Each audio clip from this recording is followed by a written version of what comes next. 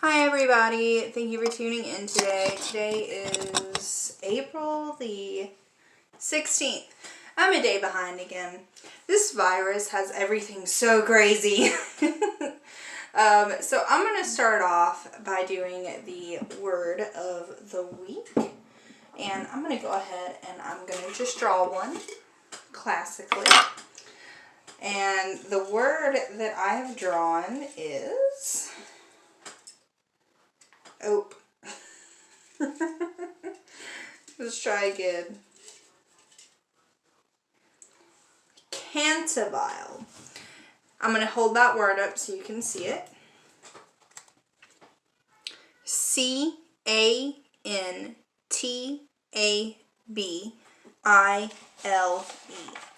And cantabile means in singing style, lyrical and flowing. So that's what cantabile means. In singing style, lyrically and flowing. Alright, with that out of the way, let's go ahead and move on to our Composer of the Month assignment. Now, this week I'm doing things a little bit differently. I feel like I say that every time. I have it on my phone because I can't locate my packet. So if I'm looking at my phone a lot, that is why. So we're going to start off with the top box. Well, first it's going to say, you're going to do in class with me. We're going to do that together right now. And then it's going to teach you how to do your at home. So it should be some guidance and some helpful steps in case you can't find it. So the piece examined is, under that blank, we're going to write minuet. The time signature, we're going to go and we're going to look in the first measure, and this is what the first measure looks like. And we can see that the time signature is 3/4, which means there is 3 beats in each measure. Okay, so you're going to write 3/4, and then we're going to go down in the box where it says, please check if any of these are present. It says look for slurs. So I'm going to show you the difference between slurs and ties. So a slur is multiple different notes that all connect, and it means to play them smoothly. A tie is when they're the same note, it's just prolonged. So as we look in the piece, we see that there are an awful lot of slurs, which tells you this song is going to be really smooth. So you can go ahead and you can put a check under slurs. Now, as of this moment, I do not see any ties, which is where they're both put together, so we're going to skip that. The next one we're going to look for is staccato cymbals. So I'm going to show you the difference here. This is staccato, which means to pop, and this is a dotted quarter note. It could also be a dotted half note. But the difference is the staccato has the dot underneath, not to the side. I personally do not see any staccatos, but I do see a lot of dotted notes. I see dotted half notes. I see a lot of dotted half notes, especially in the bass clef in that first line. So we're just going to leave it blank under staccato cymbals. Now crescendos. Crescendos are a dynamic cymbal that tells you to get louder. So we're going to start off soft and then grow louder. Personally, I do not see that cymbal. Oh, nope. Yeah, actually I do. If you look at the bottom of the line and the 1, 2, 3, 4, 5th measure, you should be able to see a crescendo. What I meant to say is I don't see a diminuendo, which is the opposite. So it starts off loud and gets quieter. So it dims like a light bulb. So you can put a check for crescendo and leave diminuendo blank. So a pedal usage. If you want to know if you're supposed to play a pedal in a song, it'll look something like this. And that's telling you your foot's going to go down on the pedal, stay down, and release whenever it lets go. So this is how you can know if pedal usage is indicated. And I do not see that written down, so we are going to know there is no pedal usage. Now the next question is, please list anything different about the key signature. So I'm going to go back to that first measure. We see there's a treble clef. We see a... I'm going to erase this. We see our time signature, and then we see our key signature. So sometimes that's all we see, and that tells you all of the keys are natural. But in this case, we see a key signature. So what that tells us is we need to figure out what that note is. So we're going to do it like normal. We're going to say every, because this is treble clef, we're going to use the people hack. Every good boy deserves fudge. So we see that this note right here, that F for fudge, is a sharp. So F sharp is the key signature. That tells you that every single F in the song is a sharp. And they're not going to put the sharp before every time you see it.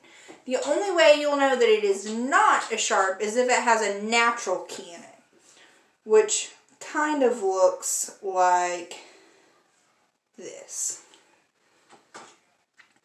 But that's just a whole nother thing together. So when it's asking for your key signature, you're going to say F sharp. Now if there was nothing, you just put nothing special. So now it's asking what tempo is this song? And as you can tell from reading it, it is moderato. That just means moderately.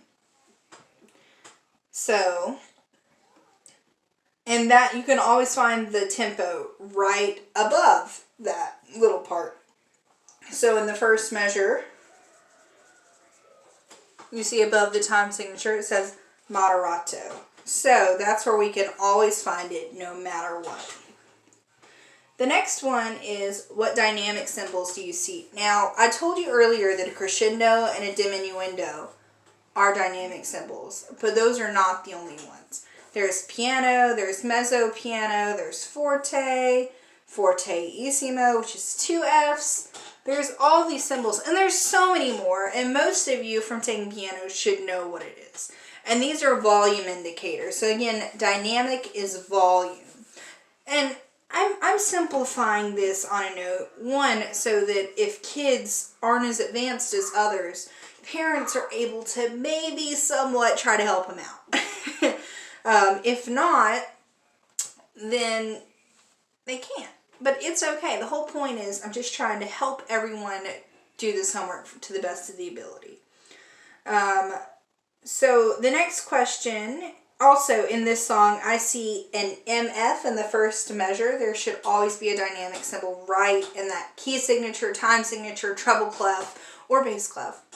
There should always be some kind of dynamic symbol telling you how to start playing. You want it to be soft, you want it to be loud. In this case, it's mezzo forte, which means moderately loud. And then as you see it go on, in the very last line, it says mezzo piano. And then at the end of it, there is a crescendo, which gets louder. So there are 3 different symbols, mezzo forte, mezzo piano, and a crescendo. Okay, that is the composer of the month. So you should fill all that out exactly as we went through it. The other 2 questions on here are just personal beliefs.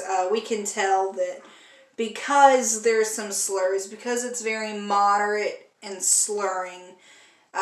Moderato means moderately, slur means slurring, and there's not too much volume change. You can tell it's probably just, for example, that's the first measure of the right hand. So that is kind of what we would expect. Just da-da-da-da-dum-bum-bum. So what kind of emotion do you think that would be? Do you think that's sad? Do you think someone who's angry would play that? It's really just how you resonate with how you would interpret the sound. And then if there's any symbols you see you have any questions about, that's when you would write that down. Okay. So next, we're going to move on to our scales. We're not going to learn anything new this week. I want you to continue to review what we know so far, which is our C major. And I'm going to play that. Our G major. And our F major.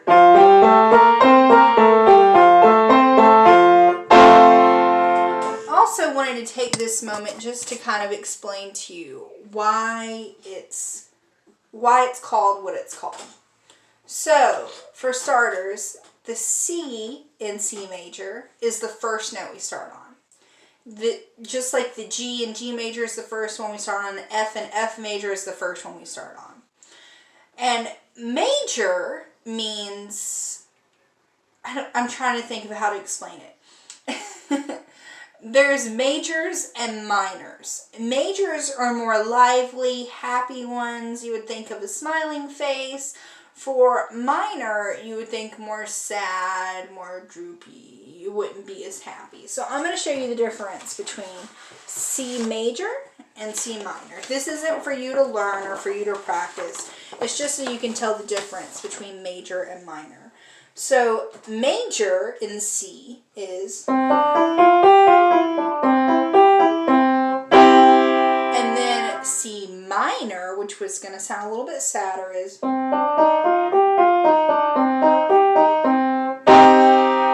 See, it's very different. Just one key has been changed, but it's what notes go together in a way that makes that change. So, oh my gosh. C major and C minor, folks. I'm a major klutz today. Alright, so we've done our Composer of the Month, we've done our glossary, we've done our scale. The only thing left is the composition packet. I'm going to ask that before each lesson from now on, parents, if you're listening, this is for you. If you're not a parent, if you're a kid, go take the phone to your parent. What I want you to do is take a picture of their Composer of the Month assignment and their composition song and send it to me before every lesson so that I can check on it. Some students I've been better at it with than others, but I do want to check and make sure they're doing their work and make sure that they're doing it correctly and not doing it incorrectly and getting bad habits. So if you could do that. We're not going to have a composition assignment this week because I don't think I saw much of anybody's last week. So just do me a favor. Just send me the picture of what they did last week or maybe even the week before that if they say, Miss Hannah didn't check it. And I'll be happy to go over it with them next week in class and make sure everything's going well. But on that note, y'all have a great week and stay safe.